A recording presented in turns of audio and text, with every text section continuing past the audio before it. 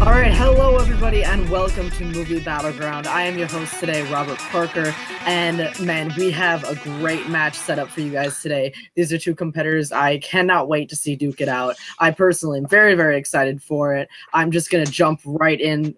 Here with me, I have Aaron Connole. Aaron, what is up? Not much.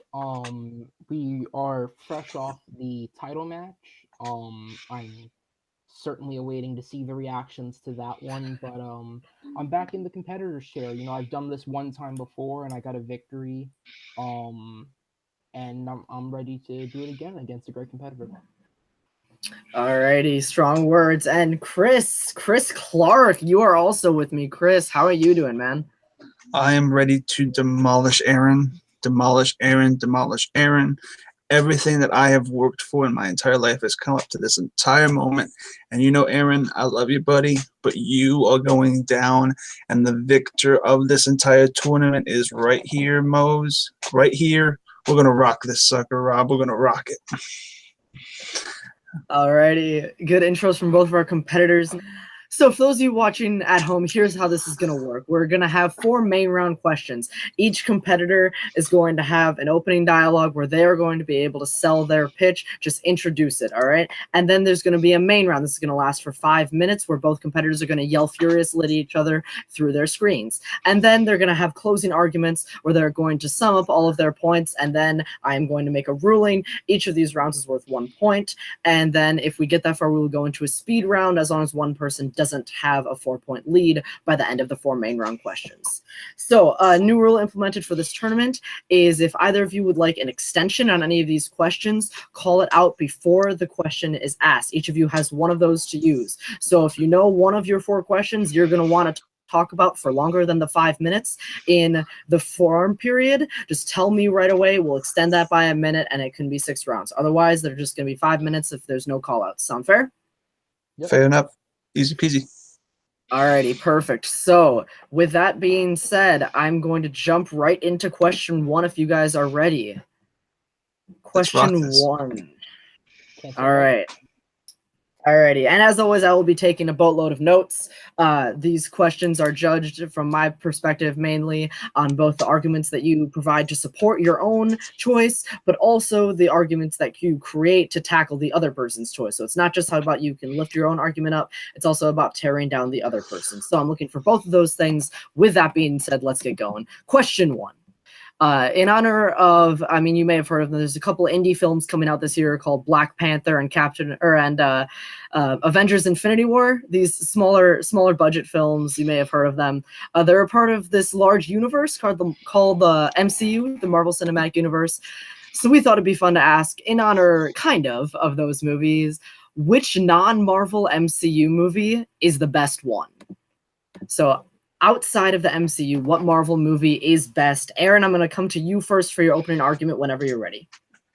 Okay, so with this question, I think without a shadow of a doubt, there is only one answer to what is the best Marvel movie not in the MCU. And the answer is Logan. Logan is the culmination of not just the titular character, but Patrick Stewart as Professor X. These 2 characters have been on screen for 17 years through multiple different variations and film adaptations, and we've seen these characters grow and change over time, and Logan puts them in a much more vulnerable position than we have ever seen these characters before. The story, the dialogue, everything about it is absolutely brilliantly put together in a film that caps off these story careers that these 2 guys have had.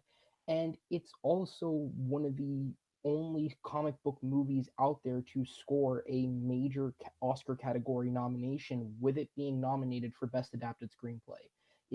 I believe it's the first comic book movie to ever be nominated for Best Adapted Screenplay. You may have to correct me on that. I don't know if something like Road to Perdition or History of Violence was nominated in that same category, because I know those count as comic book movies. But we're talking superhero. It's the first one to score a nomination like that. It's the first one to score a nomination like that since Heath Ledger in The Dark Knight.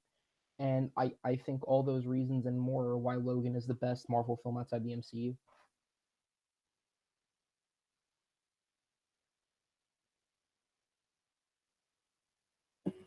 Alrighty, a good opening argument there from Aaron. Sorry, I was just doing a little bit of fact checking. History of Violence was nominated for adapted screenplay. Road to Perdition nominated for many other things, but not for the screenplay. So that with that being said, just after that quick check, we're going to go to Chris for your opening argument. What is the best non-MCU Marvel movie? Well, look. I've always felt that the best MCU Marvel movie ever, even without MCU included, is X2 X-Men United. You see, X-Men, the first movie, was solid, but it really didn't leave you wanting like any rewatchability. The second X-Men had a great villain in Stryker, a great story with the Prejudice, and it gave Wolverine a backstory and something to hold on to.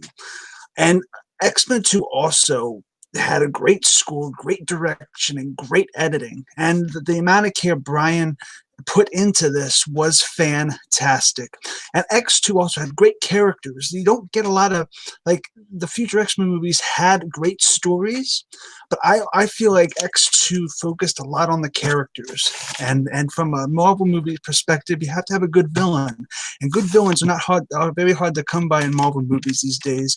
And Stryker was a fantastic villain, and his relationship with Wolverine made that movie, and Wolverine's Ray and the actual X-Men themselves made this just a full-on comic book X-Men movie that everybody wanted to see. And I can never replace that. It's fantastic to me, and it's my favorite. Alrighty, definitely, arguably the two best picks here. I'm sure somebody's going to be raging out there that we didn't pick a Spider-Man, but I would tend to agree with both of you that these are definitely two of the best. So let's duke it out. You guys have 5 minutes. The floor is yours. Okay. Well, for starters, we talked about X2's characters and how it did great characters. Logan is literally a character piece on not just one, but multiple characters.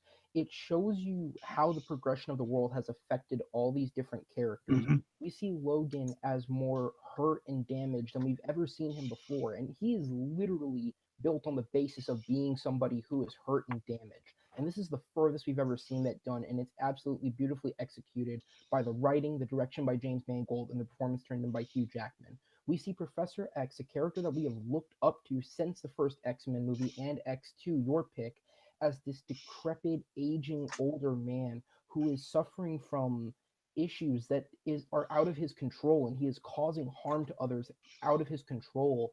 And the movie does a great job of putting that across.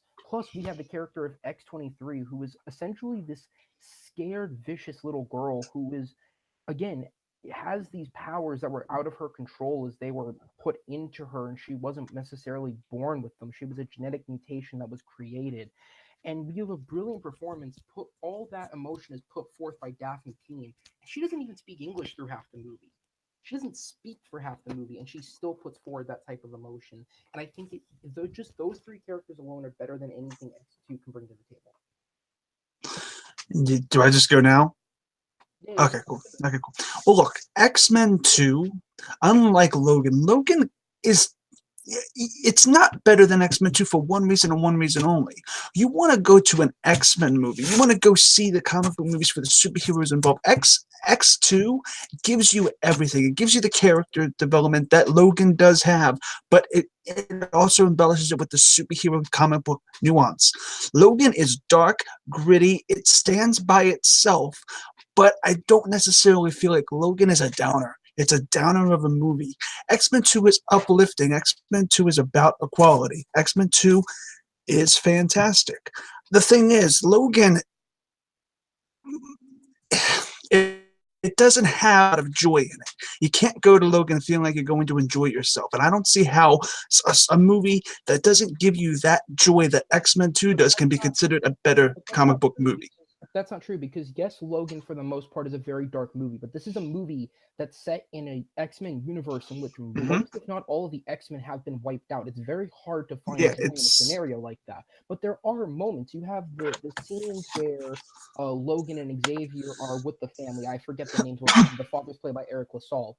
And they're with the family, and you have that scene around the dinner table, and they use those shots in the trailer, and it's enhanced on in the movie. And there are moments of lightness in this dark universe. I think it's better shown in Logan than it is in X2.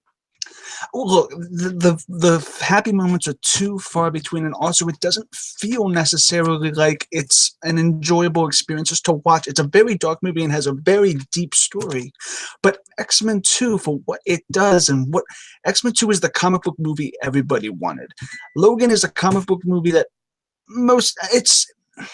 Logan is Logan is a dark movie. If you want that, okay. But I feel like as a comic book movie, what you're looking for, the best comic book movie of the Marvel universe that's not MCU, X-Men 2 is a comic book movie.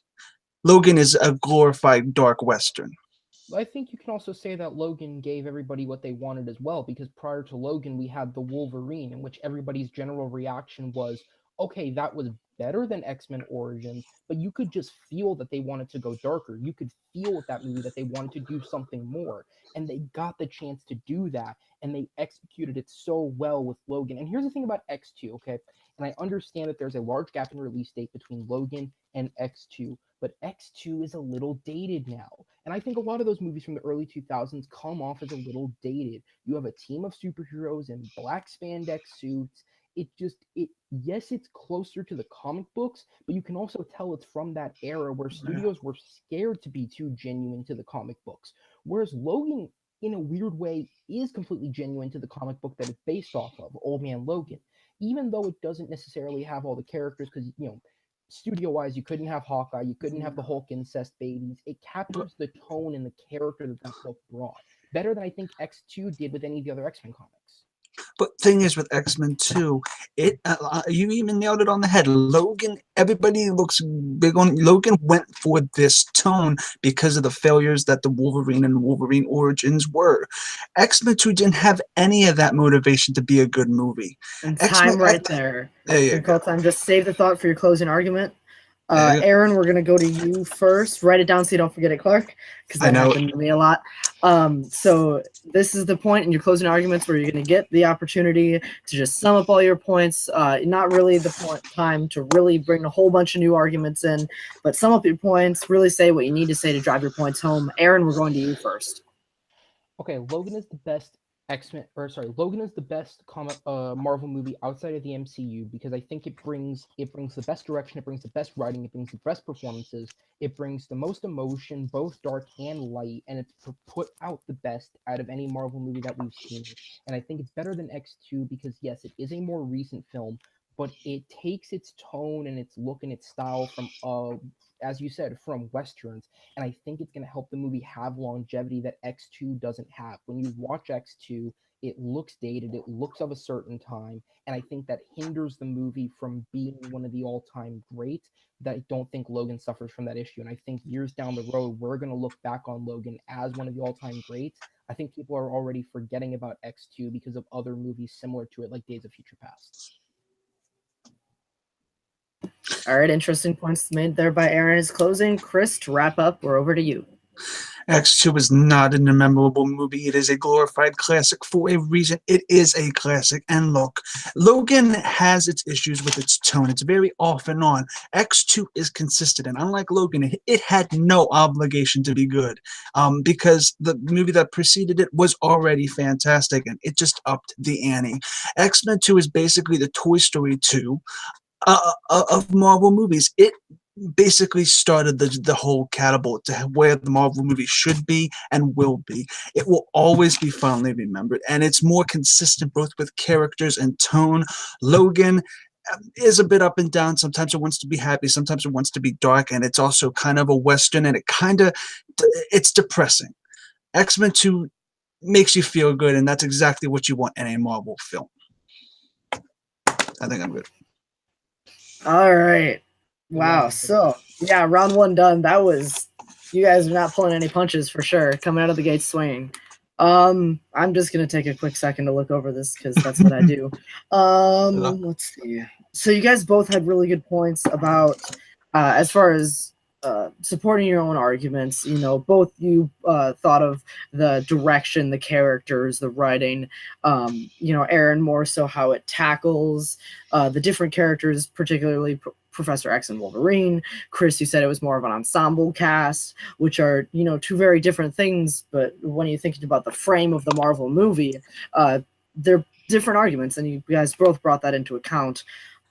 Chris definitely talking about how it's more consistent, the joyful experience you have. Aaron, you said it's gonna have longevity, and the dark and the light tone doesn't bother it. I think. This was close. Yeah, this is definitely really close. You guys are not making my job easy. I don't know who won either. I think I'm gonna give this first point, because I think he had better counter arguments. I'm gonna go to Aaron for this first point. Good. That was close. I think, yeah, that was definitely close. Chris, you said a lot how it's very depressing, downer, and dark, which I agree with. But I think Aaron said that it did that on purpose. So counteracting your negative points against it, I think that's what I'm going to give Aaron the first point. So Aaron's going to take a 1-0 lead. Still plenty of match left. So let's go over to question 2.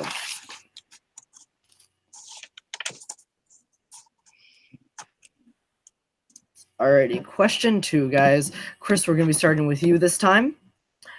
As we ask, what is Michael Giacchino's best score?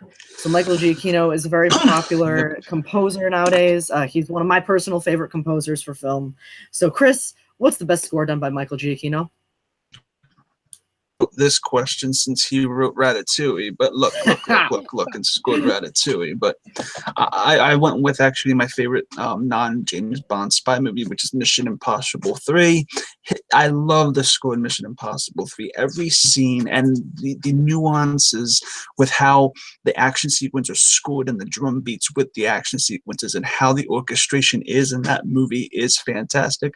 I also really love the theme of Philip Seymour Hoffman's character in that film. It has a very, like, you don't get many motifs nowadays, but back when that was made, you still got a lot of musical motifs for characters.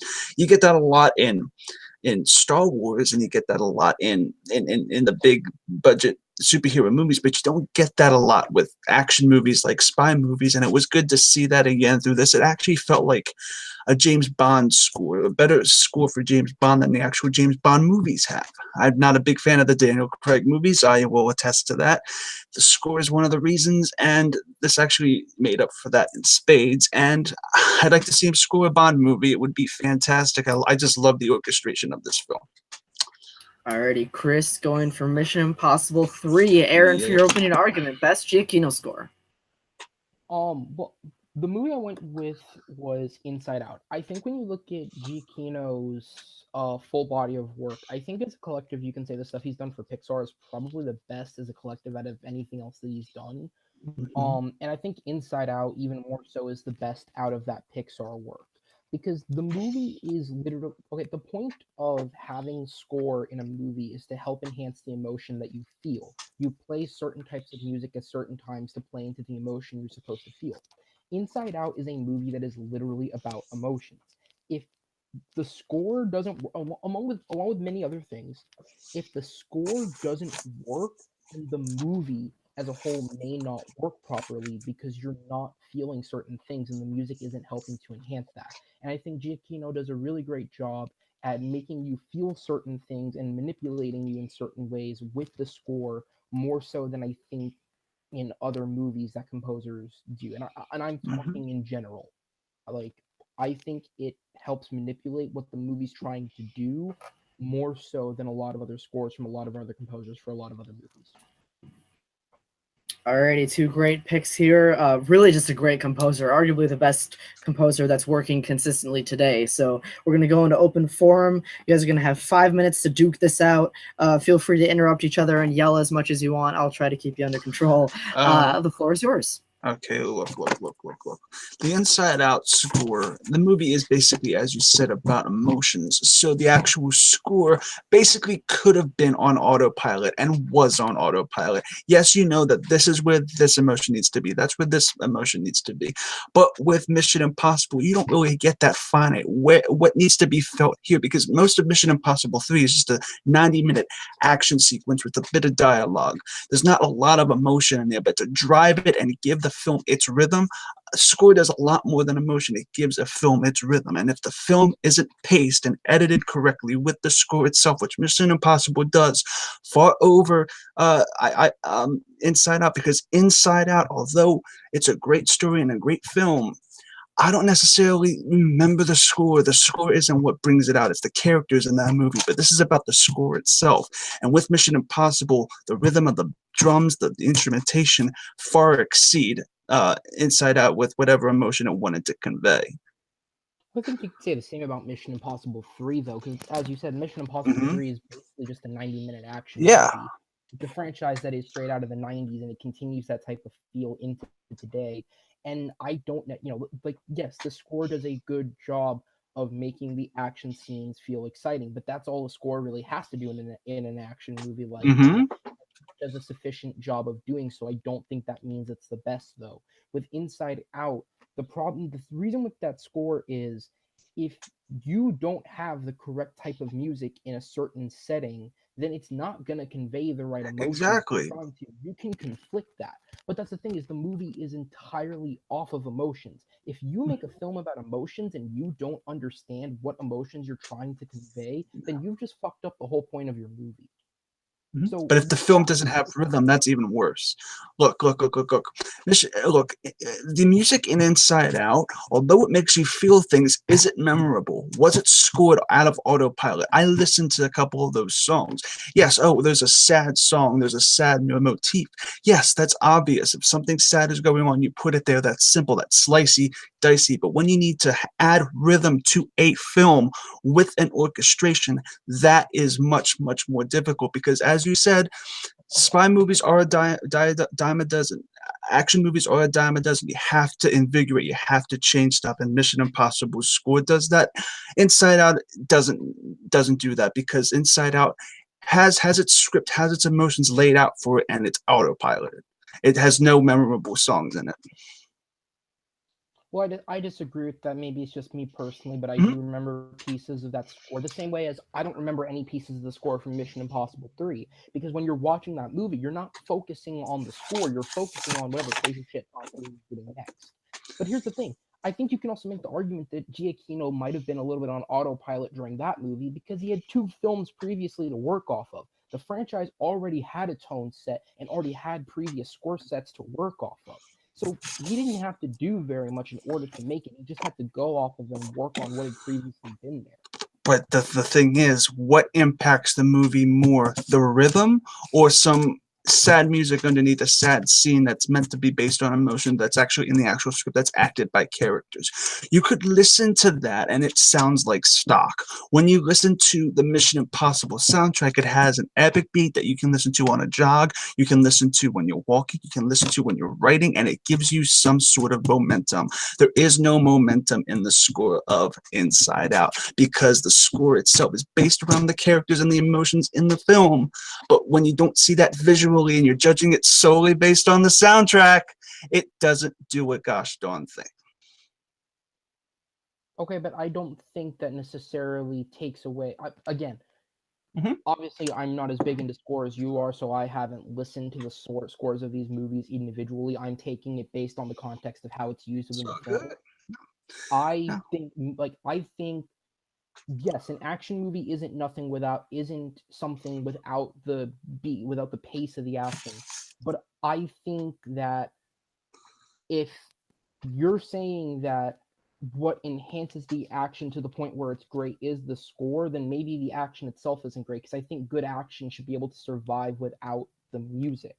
Inside Out in and of itself is an emotional film, like you're saying, but the score helps enhance it. And if the score wasn't that good, it would take away from the film. It wouldn't add to it the way that it does. The thing is, the score needs to add rhythm. You can't have rhythm without a score. You can have rhythm through editing, but that's really, really the human mind and ears need to be stimulated. You need to feel something and you need to see something. That's why scores exist.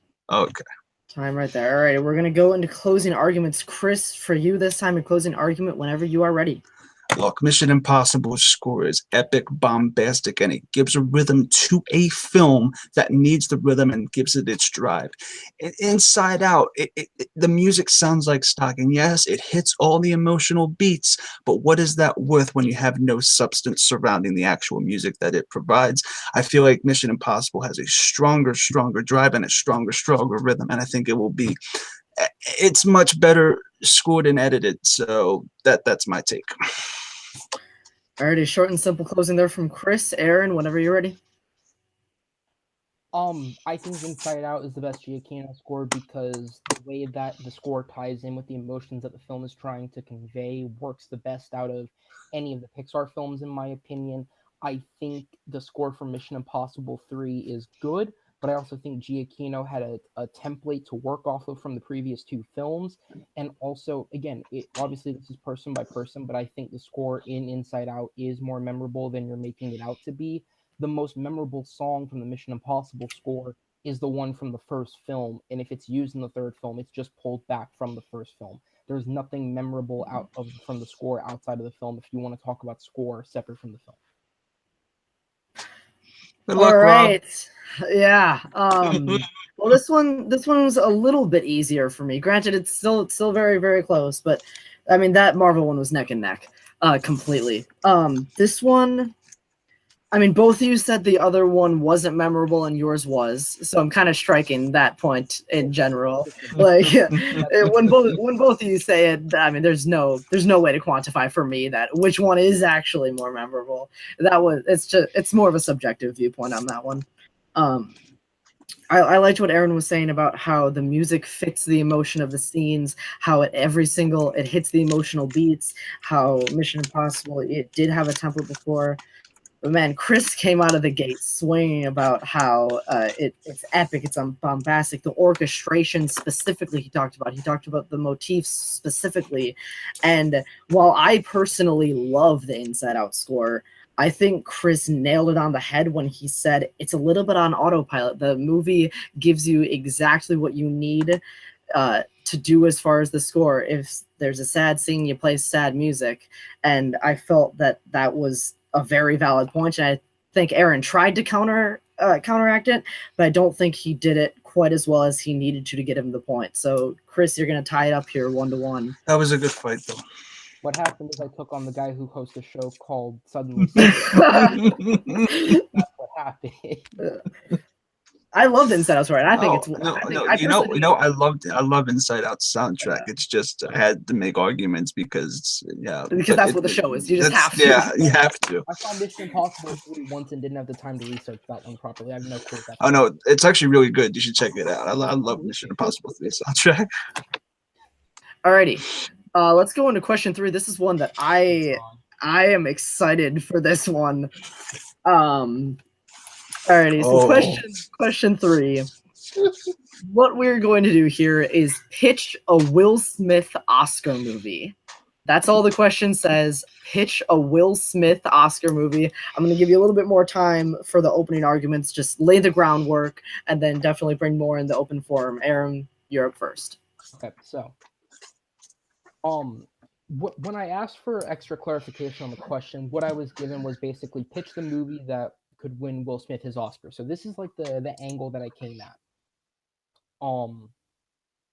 Something that the Oscars love is biopics. They absolutely just have like a weird fetish for biopics. They love nominating them, even if they're not necessarily the best. They just love putting biopics out there. So that's what I started looking for. I started looking for what's a good biopic story that hasn't been told yet. So when doing the research for this and looking into things, I started looking at like high profile things that happened in real life. And one that I came across that I thought could be possibly interesting was doing a film adaptation of the O.J. Simpson trial, and that whole situation. But then we also just had American Crime Story last year do that on television and do it excellently. So I started thinking, okay, well, is there a twist to this, or is there something else that I should go for? And I started looking into it a bit more. And so what I came up with is Will Smith starring as O.J. Simpson in a movie based off the book If I Did It, Confessions of the Killer, written by, I have the author's name here, written by O.J. Simpson and Dominic Dunn. And this book I mean, most people look on it as OJ's confession that he committed the murders after he got off. But what the book is framed as is, if OJ had committed the murders because he was let off, he was not found guilty of the crimes. If he had committed it, this is what would have happened. And the book goes into the background of his relationship with Nicole Brown and Ron Goldman, and it goes into the background of the relationship between those three. And then it has I don't know if it's a chapter or if it's more than a chapter, but it has at least a chapter devoted to the night of the murder itself, with a disclaimer saying these are the events as predicted or would have happened, or basically trying to cover their tracks. But what you could do is give Will Smith a huge dramatic role like this and give him something really interesting and juicy to play off of. Because the thing is, the entire movie is going to end up playing on your emotions, because you're watching this movie thinking, he did it, he did it, he definitely did it, he definitely did it. But then in the end, he didn't.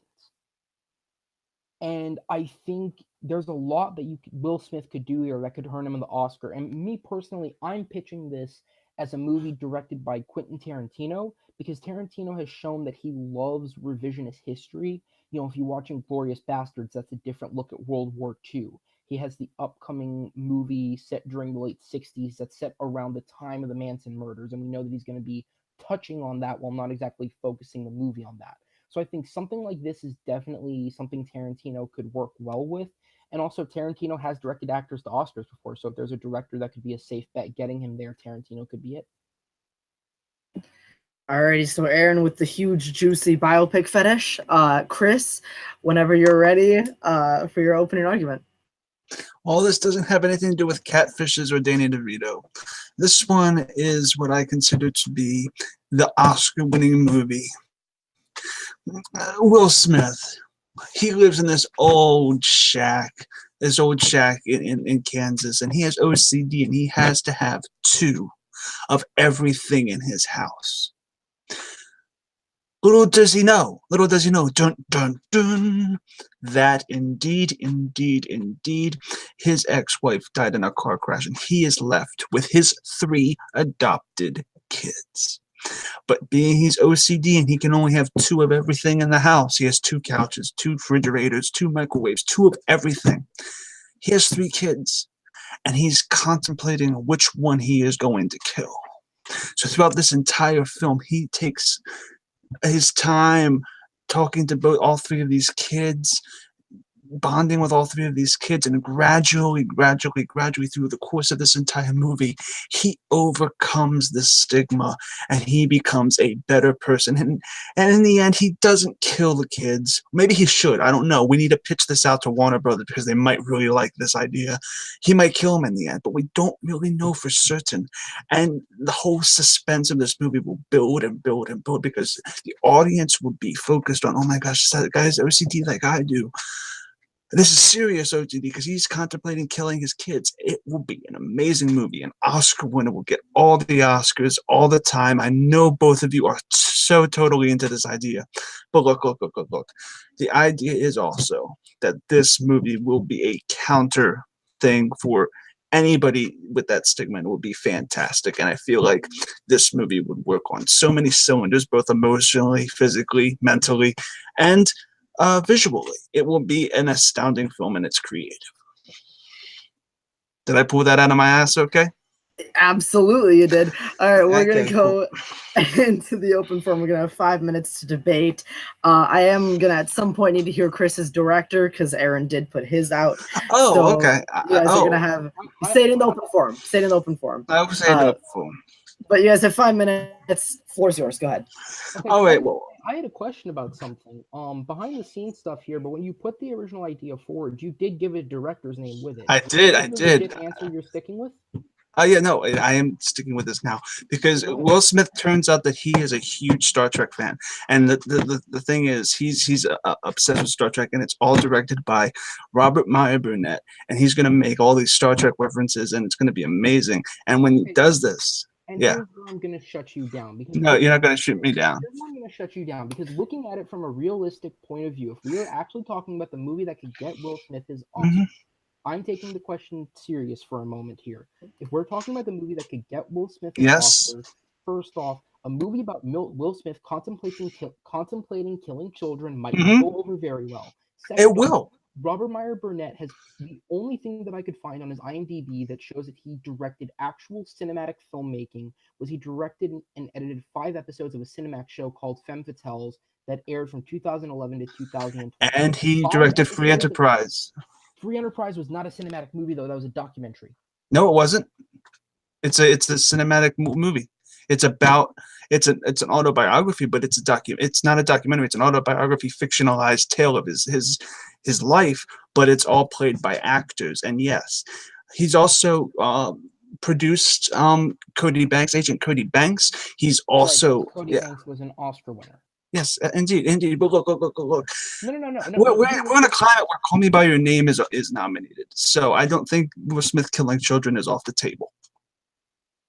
The killing children and what that movie presents are 2 different things. That's not even close. Tell Me By Your Name has some, like, when you analyze that, there's some weird stuff there. But yeah. But look. You are a fool, Aaron. You are a fool. Robert Meyer Bennett will make this an Oscar-winning movie. You are a fool. Okay, Look at this. fine. Look at this. Look at Maybe this. I didn't do my research well enough, but if Free Enterprise is a movie, It's an actual movie. Robert Meyer Burnett directed 1 movie in 1999 and 5 episodes of a show in 2011. I'm sorry, but precedent doesn't show that that's enough directing experience to get someone to an Oscar-winning role. 110%. Done this before, and he would do it more successfully than I think Robert Meyer Burnett ever could.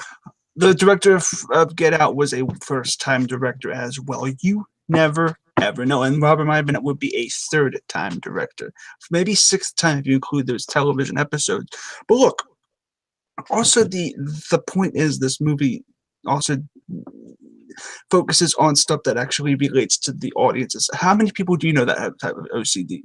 This movie would be fantastic for them. I know people who have OCD, but I don't know people who have OCD to the point where they kill their children because there's an odd number of them.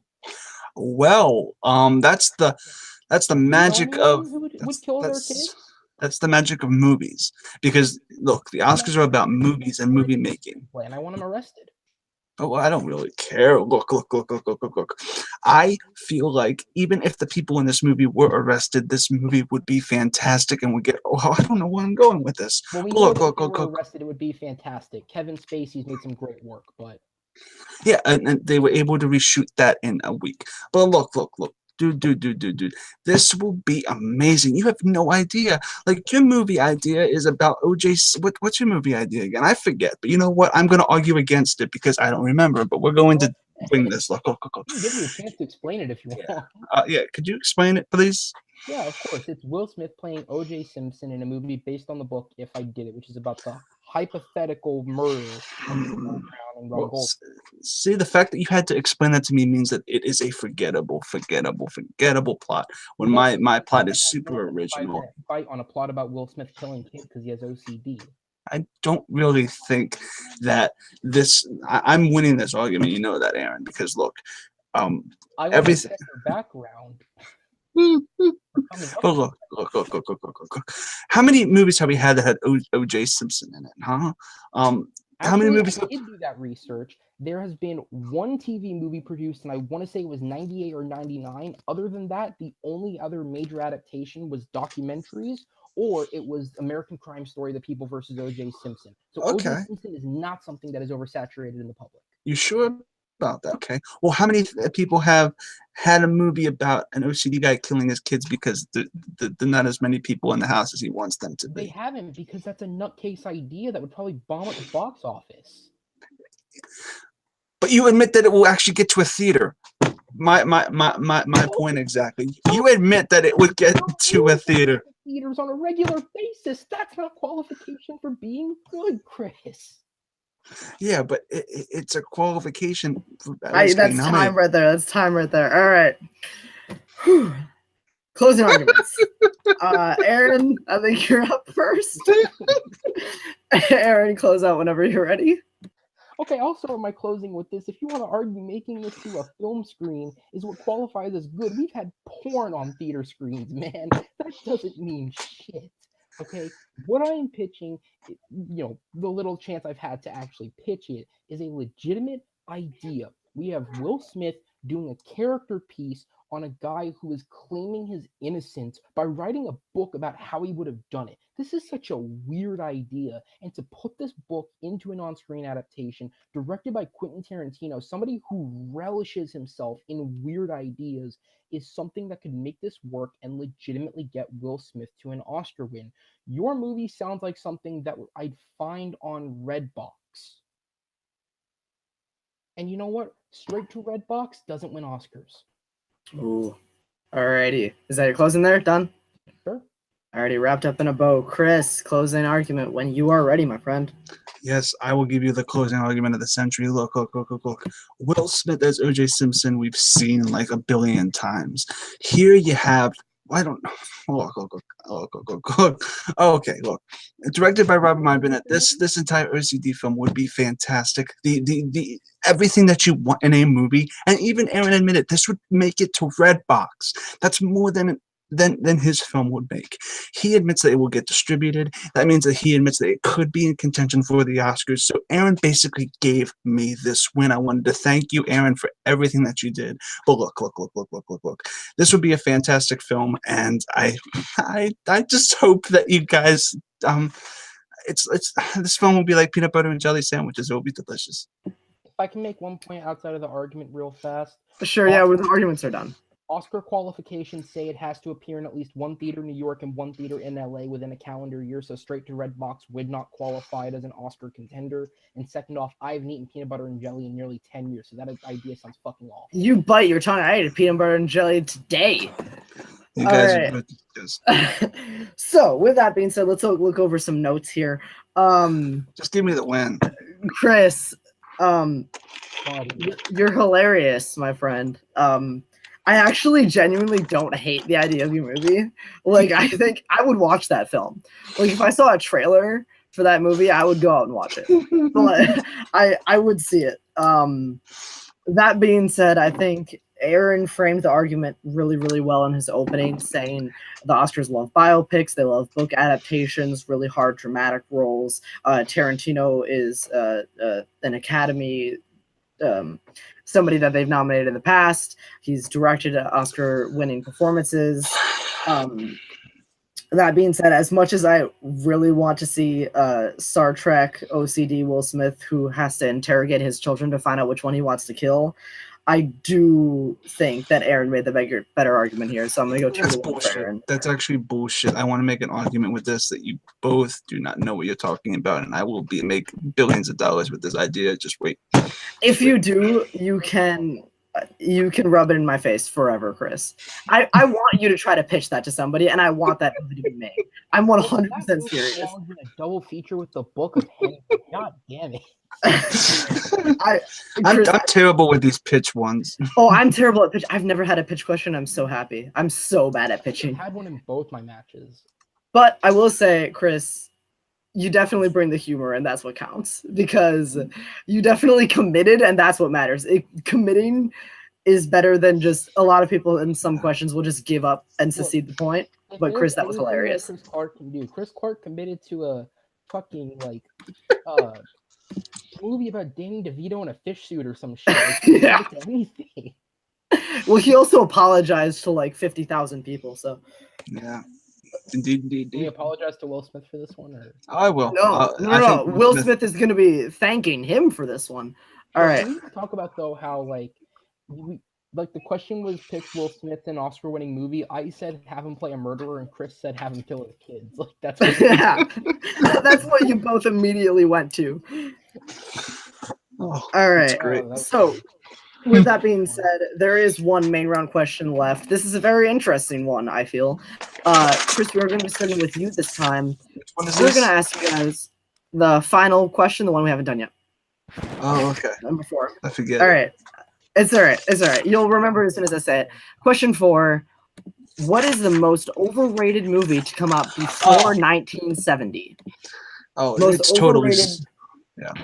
This is actually going to be a overrated- controversial one. Yeah. Yeah, I know. I saw your pick and I'm like, wait, what the hell? Most overrated pre-1970 movie, Chris Clark. We're going to you. What do you have in store for us? It is 110% Citizen Kane. Look. Citizen Kane is a film. I don't see much merit or interest in it. Yes, it's a compelling political drama with fantastic editing and fantastic cinematography. And yes, it can be acclaimed for its editing style and its cinematography. But as a film itself, and how you can say it's the greatest film of all time when it's like it's a chore to get through because of how boring it is. And I feel like Orson Welles is a fantastic actor and a fantastic director, but he's had so many other better movies than this. I feel like this just gets a brunt of what people consider to be the greatest cinema classic because of a few technical things that it does that it achieved and inspired for generations to come. But how you could say it's a great movie, even though it's inspired a ton of technical achievements, is confusing to me just because of how uninteresting this is the problem I have with movies like Casablanca as well. What's the merit of Casablanca if you're not really invested in the story as much? It's kind of outdated as well. But it's an unpopular opinion, and I know it's an unpopular opinion.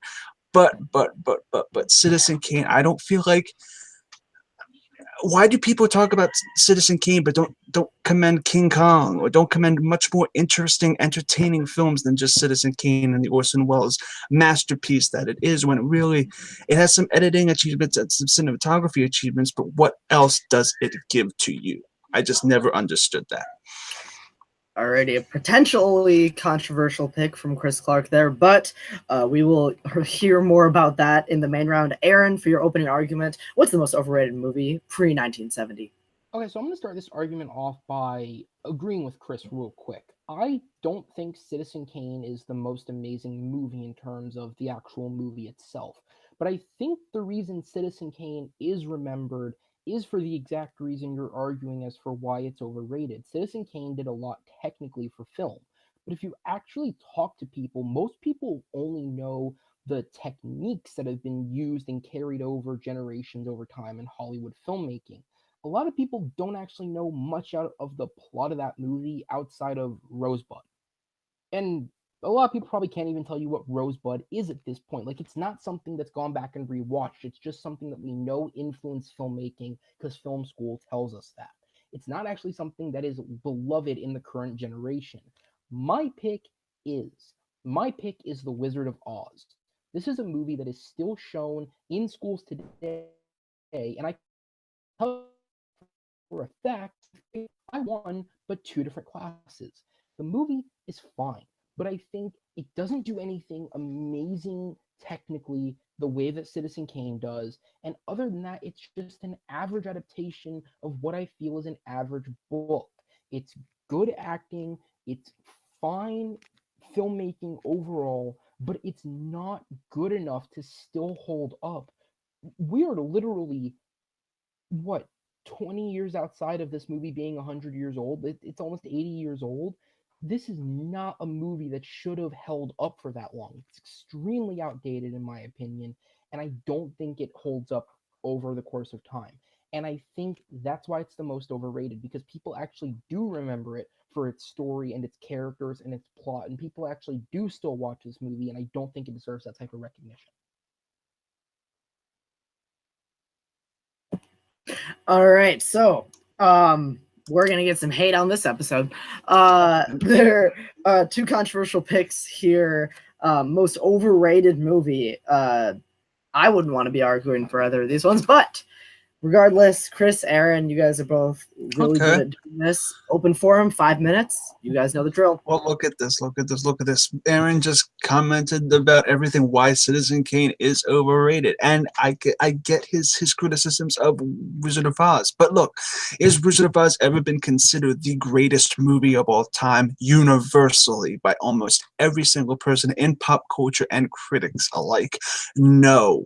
Yeah. Citizen Kane is the one that people always say, oh, that it's even an adjective now. Like, it's the Citizen Kane of this, which means it's the best of the best. You don't get that with Wizard of Oz. Wizard of Oz is a classic, and people love it and consider it one of the best movies of all time. But to consistently say that Citizen Kane is the greatest movie of all time, you just gave me my arguments. You just gave me, yes, it's technically achieved. It has technical achievement, but as a movie itself, nobody remembers it. But then why do people consider it the greatest of all time? That makes little to no sense to me.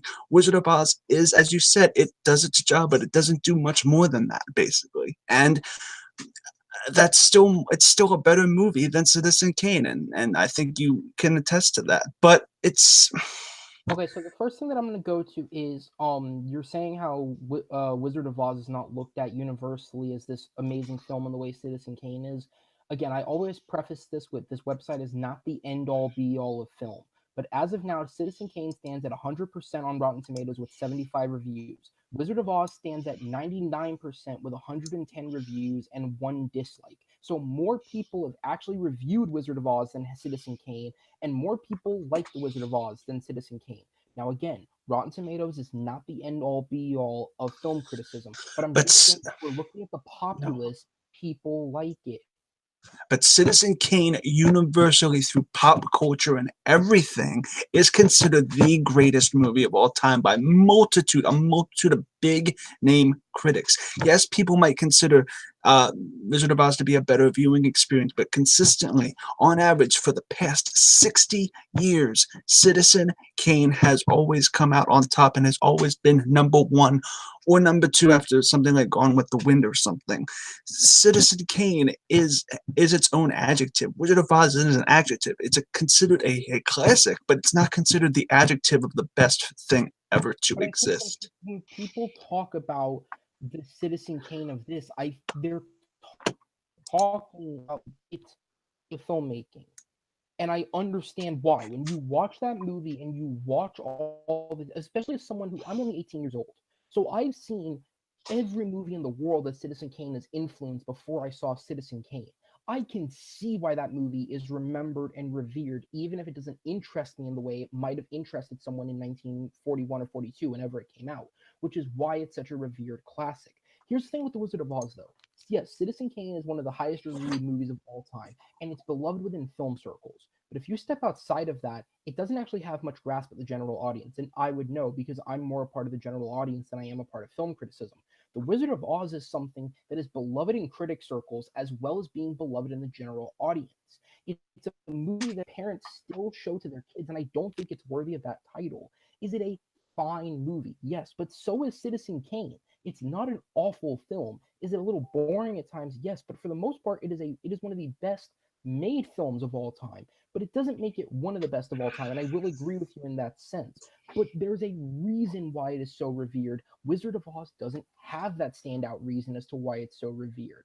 The only technical achievement Wizard of Oz brings was it went from black and white to color, which when you compare that to everything Citizen Kane brings to the table in terms of plot reveals, in terms of the filmmaking that Orson Welles brought with that movie, it doesn't hold up. There's no reason for Wizard of Oz to be remembered the way that it is now. Wizard of Oz also not just like the black and white to color, but Wizard of Oz was also the first, actually second movie after Kong to actually utilize a score with that magnitude and that nuance, because still this was when sound film was in its infancy.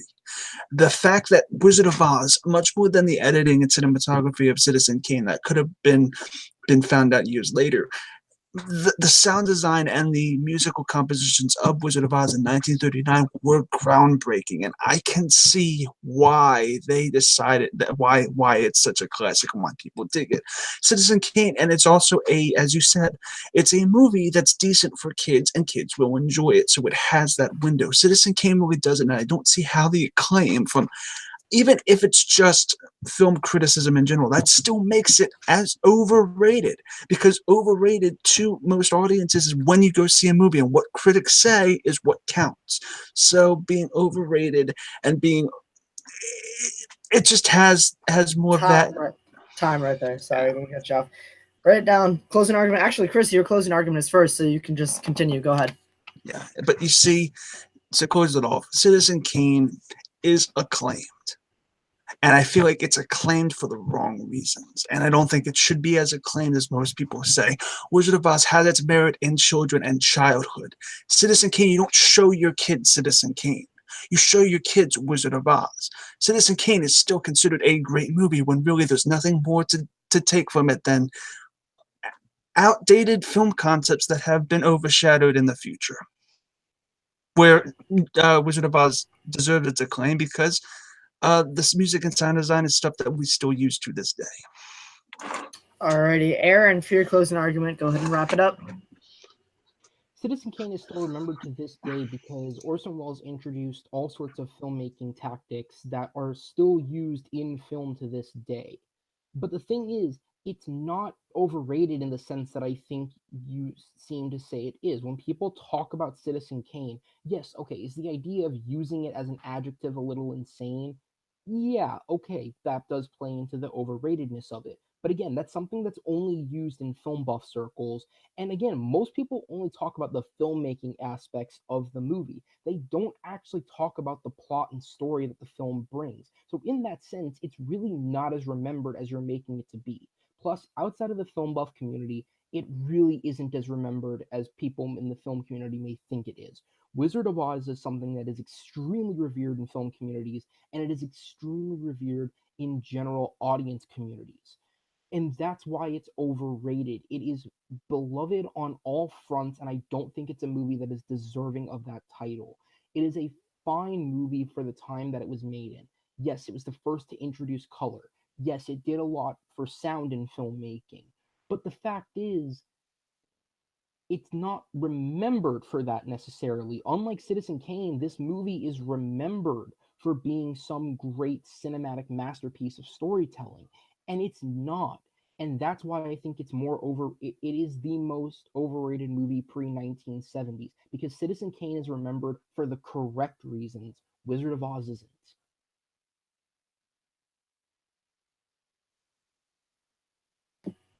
All right, so that was incredibly tough. And cue the hate. Yeah, Good luck with that, Rob. Yeah, like I said, this match has not made my job easy at all. You guys are both really good at this whole, talking thing. Let's see. So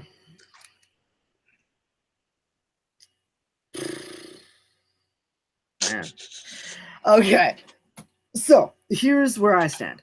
Both of you sort of talked about how it's overrated or it's revered for the wrong reasons. Chris, you were saying that it's revered from a technical aspect, just the technical achievements, the filmmaking merit. You can see like maybe why it's revered, but people don't really know it besides that, and that's why it shouldn't be held up so high. Aaron, on the other hand, was talking about how people may remember the story, but it's so outdated, it doesn't hold up. It's revered in both general audiences and in film circles, sort of, and it maybe shouldn't be. I can't believe I just said Wizard of Oz shouldn't be revered. That's on camera. Chris was talking about the sound design of Wizard of Oz and how that was groundbreaking at the time, which really it was. Fun fact, both of these movies famously lost Best Picture in the year they came out. Wizard of Oz to Gone with the Wind and Citizen Kane to How Green Is My Valley.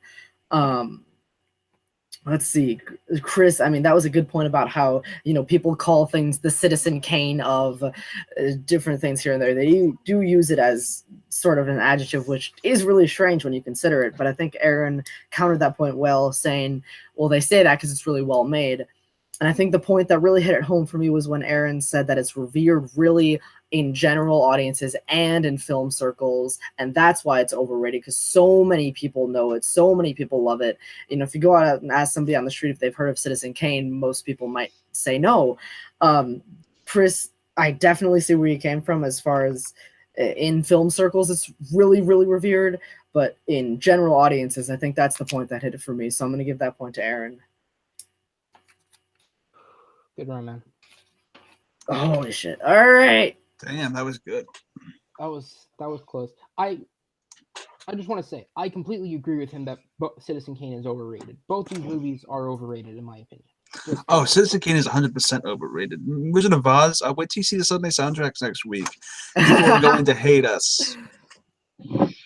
Alrighty. So, we're going to go into the speed round now. Aaron currently is up 3-1. So, at this point, I believe Chris has to win out the 3 speed round questions to win. But it's been done before, or it's come really close. So, anything can still happen. The way the speed round works is... Can we just skip this and just call me the winner because I'm going to win? I mean, yep, sure. And you're Awesome. a winner. Thank you so much. No. Goodbye, Aaron. Goodbye. Alrighty. So for those of you watching at home, the way the speed round works is we give you a question. The first person to shout out an answer gets to argue that answer first. The other person then has to pick something else to argue. You guys are each going to get 30 seconds to argue, and then each of you are going to get 15 seconds to argue. And I will make my ruling based on that. If we get to the last question, there are special time circumstances, but we'll see if we get there first. So with that being said, Aaron currently at a 3-1 lead. I'm going to read out the first speed round question. As soon as you want, go ahead and shout out your answer, and you will be able to argue for that. Alrighty, speed round question 1. This is actually written incorrectly. Which 2018 Oscar nomination, so from this past year of films, which 2018 Oscar nomination was not earned? Are we talking best picture, or are we just talking any Oscar nomination? Then I'm gonna have to look up the list. I'm gonna have to look at the list. Yeah, I don't know that off the top of my head. No.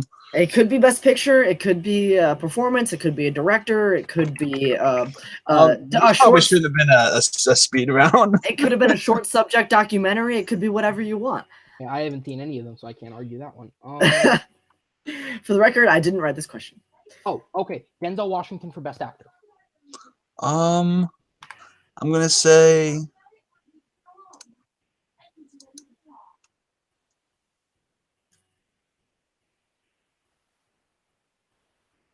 Oh, wait. If he hasn't given an answer, can I change mine? Since he has not given anything yet, I will let you switch. Okay, because I found something that I'm more passionate about. Okay. Ferdinand for Best Animated Feature. Okay.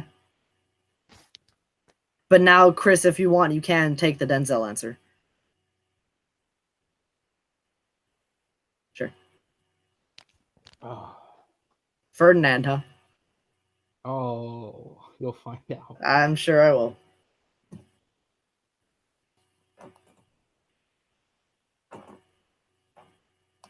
Yeah, speedrun questions are a thing.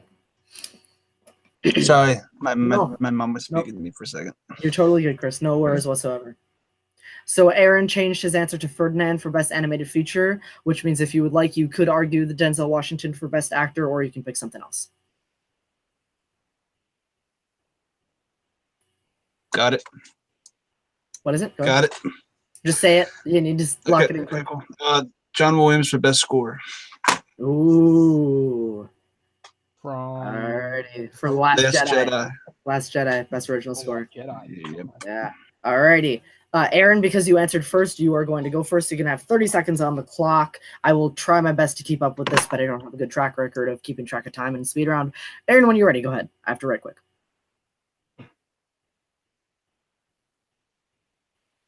In a year with the Lego Batman movie, Captain Underpants, and fuck it, even Cars 3, Ferdinand is nominated. I saw this movie in theaters, and I paid to see this movie in theaters because I was away on vacation when I saw it. This movie is okay for the first 20 minutes. It's not amazing, but it's okay. And then Kate McKinnon steps in, and somebody decided it was a great fucking idea to let her do a Robin Williams impersonation. She just riffs off on the mic for the rest of the movie, and she's not funny. That's the thing. They let a Robin Williams type go. And time right there. Alrighty, Chris, 30 seconds. 3, 2, 1. How do you go from utilizing score after score after score you've used over and over again for decades just to get a good Oscar nomination song? You know what? John Williams' Last Jedi score was forgettable, and you use so many motifs that you used in the past. How do you get nominated for reusing motifs that you've already reused 30 years ago? I do not get this. I do not want this. I do not get why. It's an original score, not remake score. So I don't feel like John Williams deserved to win this one or be nominated for this one in the slightest. Yeah.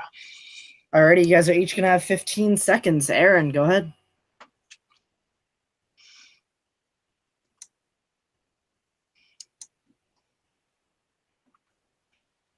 Aaron? John Williams may have reused pieces of the score in The Last Jedi, but that's something that every Star Wars movie has done. There's precedent for that, and he's been nominated before for doing it. The original pieces he wrote for the movie are still well done and good enough to earn him the nomination. The fact of the matter is, Ferdinand got nominated over Captain Underpants, one of the most underrated animated movies of the year, and Lego Batman, meaning Lego was snubbed for the second time in a row for an Best Animated Feature nomination. Oh, time. Shoot, I went overboard on that time. I'm so bad at this. Okay, Chris, I'm going to give you 20 seconds instead of 15 because that's how much Aaron got. It's okay. It's all good. I don't need it because I'm going to demolish him in 3, 2, 1. Ferdinand, starring Will Smith, was not as good as Coco, but I don't know what I'm saying. Wait, what does Ferdinand star? You know what? Look. Last Jedi was fantastic, but look, the score itself wasn't as good as the other scores that were nominated. But Ferdinand, I don't see how you could say that wasn't deserved. Will Smith killed his part in Ferdinand with his voice, and Olivia Spencer, whatever. I don't know who was in that. I don't think Will Smith was in Ferdinand. I don't know. It's all right. It's all right, Chris. I didn't either. I also have this really unique theory that the Academy are literally Terminators, but only for Lego. Like Lego takes over the world in the future, so the members of the Academy were sent back in time to destroy the evil Lego Empire. Yeah. That's where these snubs are coming from. This isn't speed round questions. yeah, I don't disagree. I just read what was given to me. So as far as the arguments. I actually really agree with what Chris was saying as far as you shouldn't be nominated for something today that you made 30 years ago. I thought that was a really good point. Aaron, how dare you bring up Cars 3? But that's just a personal thing. No, I understand. I didn't see Ferdinand, but Aaron was talking about how Kate McKinnon was basically just doing an unfunny Robin Williams impression, and that ruined the entire movie, and it shouldn't have been nominated over Lego. You repeated yourself a little bit as far as Captain Underpants, but I think this one's still got to go to Aaron. Chris, you were selling me for those first 30 seconds, and then I think you stumbled a little bit on that last bit. I did not see Ferdinand. It's all right. You know who to yell at for that question. Evan, but that's not. Yeah. Like, why the hell would he put an Oscar question with all 50 nominations as a 90 speed round question? Alrighty. So with that, Aaron is going to take. I hope you keep this in the edit, Matt. Yeah. Oh, I can stay in there. Sure. Aaron is going to take the win 4-1. Still in the speed round there, so definitely well fought by both of you. That the main round questions, honestly, those were 4, as far as a single match is concerned, that I've hosted or that I've seen. Those might have been the closest 4 consecutive main round questions I've ever seen. That both of you guys are close. Both you guys are good. So I'm not a winner. Yay. Chris, we'll go to you first. How do you feel about the match? Anybody you want to plug or yell at in your interview? Well, look. I am furious. My balls are busted. I mean, yeah, you know what I mean. We know what you mean, Chris. Yeah, no. I'm just furious. I'm furious. I'm red as a pickle. I really just feel like this entire match was rigged. Aaron, you are a loser. You have no skill whatsoever in what you do. I deserve this win, and I am furious. And I am going to come after you, Robert, you, Aaron. I'm going to come after everybody. I'm going to pile drive them. Even if I lose, I'm going to take everybody down with me, and it will be so, so glorious. So I do not think this loss of anything other than it's just going to build me up and build me up and build me up to be the monster truck that I will eventually become. Alrighty, Chris is furious and the match is rigged. You heard it here first. Aaron, over to you. How do you feel moving into the tournament now, I think? What He's a you loser. thinking? Moving on to the next round, facing Jeremy Adams, which I look forward to. Jeremy's a competitor, and I look forward to seeing how this match turns out. Clark, I just want to thank you first off for being a great competitor, and this was a really fun fight. Second off, I love your monologue at the end. You sound like a character that should belong in a Robert Meyer Burnett film. I'm ignoring everything you're saying. Look forward to this pile drive because it's the most intimate human interaction I'll have ever had. So I'm away. Yeah, Chris, I gladly accept your pile drives anytime, mate. Oh, that's great. I want to too. Yeah, that sounds so wrong. A little bit. This was a really fun match. I'm excited to move on to the tournament, and I'm pretty sure this will be the second match in a row in which people will say it's bullshit because I'm involved somehow. But I'm ready for it. Likely. So with that being said, thank you guys so much for watching. I really appreciate it. Please give some love on all of the social medias to both of our competitors, Aaron and Chris here. Let them know how much you loved it because they both did a fantastic job. If you guys are interested. Oh yeah, Chris. Yeah, do plugs. Chris, where can we find you? Well, let's see if you guys know my plug already, but you guys can find me on Twitter and Instagram at ChrisClark8788. Those numbers mean nothing. You can also find me every Wednesday on Take 3 Productions. You can follow them on Take 3 Trivia. I host Suddenly Soundtracks, where we judge a film solely based on the soundtrack that it provides. The one question I actually beat Aaron on. Or you can find me on YouTube at No Man's Land Entertainment. Bada bing, bada boom. Perfect. And Aaron? You guys can follow me on Instagram at Aaron T. Connole. I don't have a Twitter. Don't ask me why. And I'll let Robert take over the rest of my job because I just won, bitches. Perfect. So you can follow Aaron on Instagram and you can watch Chris Clark on YouTube. Perfect. So with that being said, for those of you watching, please drop a comment, drop a like. Make sure you guys join our Facebook group, both at the Worldwide Movie Games Network, that is the umbrella channel, and also at specifically the Movie Battleground Facebook page. So check us out in both of those places. Give everybody some love all around. This is a great show. We really appreciate you guys watching. And with that being said, take care and have a good rest of your day.